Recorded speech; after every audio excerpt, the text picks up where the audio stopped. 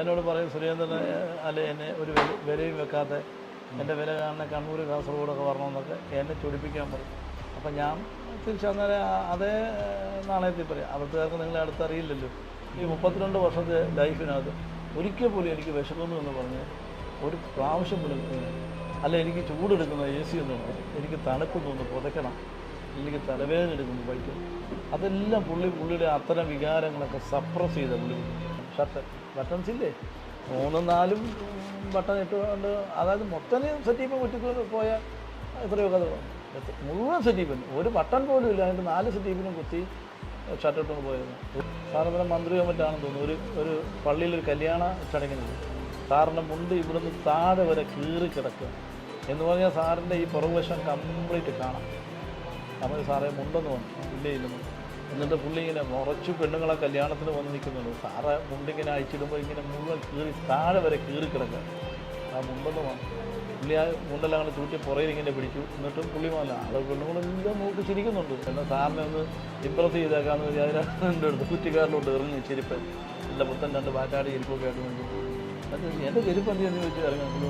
ഞാൻ ദൂരെ കളഞ്ഞ് വേറെ എന്നോട് ആരും പറഞ്ഞു എൻ്റെ ചെരുപ്പ് എടുക്കണം. ഭയങ്കരമായിട്ട് ദേഷ്യപ്പെട്ടു. എൻ്റെ ചെരുപ്പ് എവിടെയോ കളഞ്ഞു പോയി. അപ്പം വലിച്ചത് ഞാൻ കുറ്റിക്കാട്ടിന് 2 ചെരുപ്പും തിരിച്ചെടുപ്പിച്ചു. പുള്ളി പലപ്പോഴും യാത്ര ചെയ്യുന്ന സമയത്ത് ടിക്കറ്റ് എടുക്കാൻ മറന്നു പോകും. ടിക്കറ്റ് എടുക്കാൻ സമയം കണ്ടു ട്രെയിനിൽ. ഇതൊക്കെ എല്ലാവർക്കും അജ്ഞാതമായ കാര്യങ്ങളാണ്, ഒരാൾ പോലും അറിയാത്ത, ഞാനും സാറും മാത്രം അറിഞ്ഞിട്ടുള്ള കാര്യങ്ങൾ. ടിക്കറ്റ് എടുക്കാൻ യാത്ര ചെയ്യാൻ പറ്റില്ലെങ്കിൽ വിതൗട്ട് ടിക്കറ്റിലാണ് യാത്ര ചെയ്തെന്നുള്ളൊരു ഗിൽറ്റി ഫീലിംഗ് ഉണ്ടായിരിക്കും. എന്നോട് സുരേന്ദ്രൻ ടിക്കറ്റ് എടുത്ത് കൈ കീപ്പ് ചെയ്തേക്കണമെന്ന്. ഈ ട്രെയിൻ തിരുവനന്തപുരത്ത് എന്തെങ്കിലും കയറി കളഞ്ഞേക്കണമെന്ന്.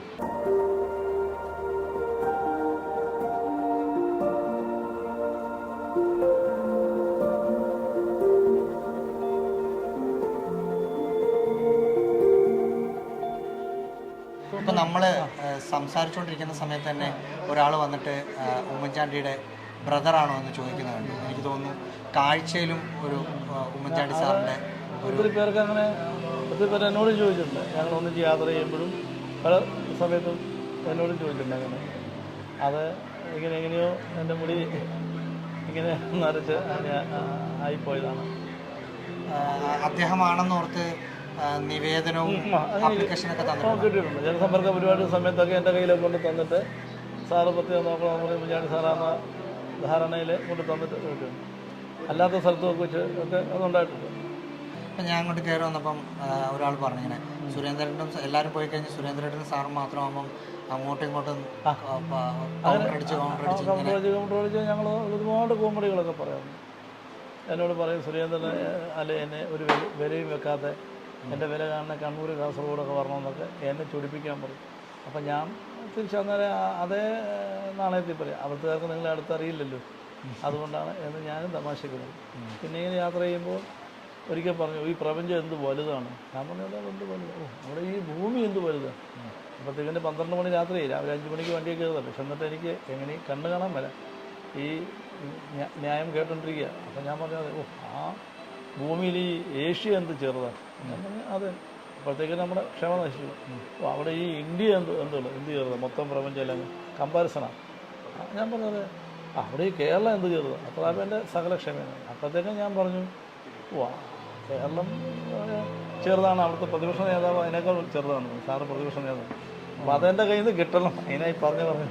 അപ്പോൾ ഒറ്റയടി എനിക്ക് അടിച്ചിട്ട് പ്രതിപക്ഷ നേതാവിൻ്റെ PA എന്ത് ചെറുതാണ്. അതായത് ഞാൻ പറഞ്ഞത് പ്രതിപക്ഷ നേതാവ് തന്നെ ചെറുതാണല്ലോ, അപ്പം PA അതിനേക്കാൾ ചെറുതാണ്. അങ്ങനെ നമ്മൾ സമത്തിൽ സംവദിക്കാനൊക്കെയുള്ള ഒരു മടിയില്ല. അന്നേരം നമ്മളൊരു ഒരു ഒരു സാറിൻ്റെ ഒരു കീഴ് ജീവനക്കാരൻ എന്നുള്ള ഒരു ഇതെന്ന് പറയും. എവിടെ ചെന്നാലും സാറിനൊപ്പം പറയും ഞങ്ങളുടെ എല്ലാം സ്ഥാനം. ഡ്രൈവറാണെങ്കിൽ ഡ്രൈവർ, എനിക്കാണെങ്കിൽ ഞങ്ങൾക്ക് ആദ്യം കൊടുക്കാൻ പറയും. കാരണം ആ കാറ്റഗറിയിൽ നമ്മളെ പരിഗണിക്കപ്പെട്ടില്ല എന്ന് കരുതി ഞങ്ങളോട് ആദ്യം ഇരിക്കാൻ പറയും. ഡ്രൈവറാണെങ്കിൽ ഡ്രൈവർ തൊട്ടടുത്ത്, എന്നെയാണ് എൻ്റെ തൊട്ടടുത്തിട്ട്, അങ്ങനെ സമശീർഷരായിട്ട് എല്ലാവരെയും കണ്ടിട്ടുണ്ട്. അത് ഒരു വലിയൊരു വ്യക്തിത്വത്തിന് ഉടമയായിരുന്നു. ആർക്കും അങ്ങനെ നമുക്ക് പോലും കാണാൻ പറ്റില്ല.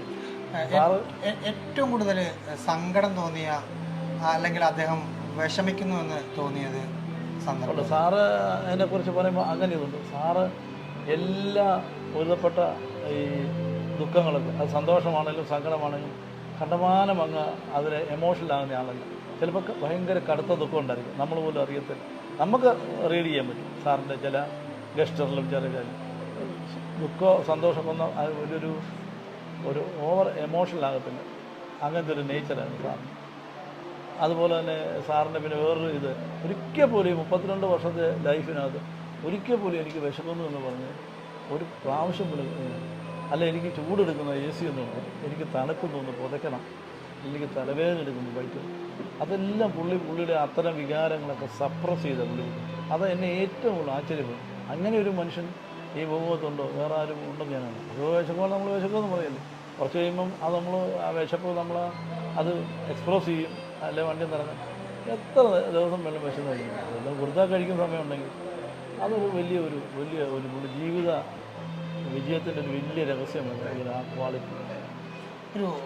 അദ്ദേഹം ഒരു വലിയ വിവാദത്തിൽ ഒരിടയ്ക്ക് അകപ്പെട്ടു. അന്ന് എന്തായിരുന്നു ഏതാ ഈ ഒരു സ്ത്രീയുമായി ബന്ധപ്പെട്ട് സോളാറുമായി?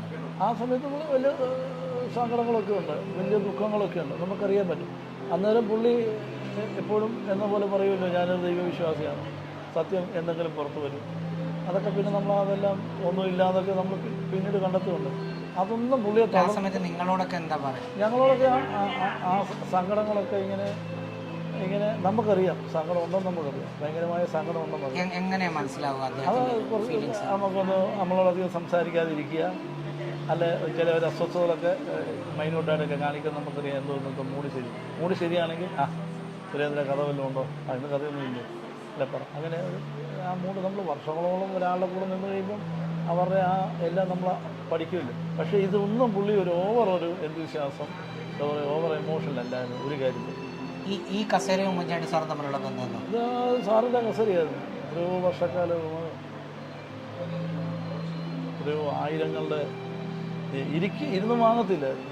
ആദ്യകാലങ്ങളിലൊക്കെ തന്നെ സാറ് എല്ലാം നിന്നായിരുന്നു, ജനങ്ങളുടെ ഇടയിൽ നിന്ന് തന്നെയായിരുന്നു.